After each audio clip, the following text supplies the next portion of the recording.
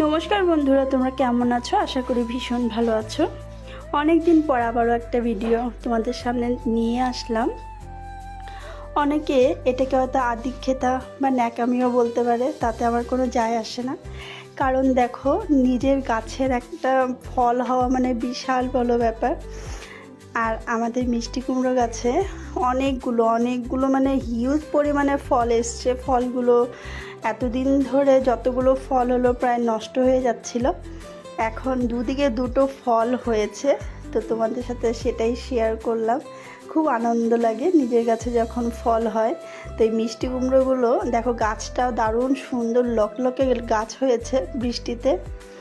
আর দেখো মিষ্টি কুমড়ো হয়েছে, খুব আনন্দ লাগছে। তাই তোমাদের সাথে শেয়ার না করলেই নয় ভিডিওটা। এটাকে কেউ আদিক্ষেতা মনে করো না বা ন্যাকামও মনে করো না। নিজের গাছের ফল দেখাতে আর নিজের গাছের ফল খেতেও ভীষণ ভালো লাগে, সেটা সবাই জানো। তাই তোমাদের সাথে আমি এটা শেয়ার করলাম।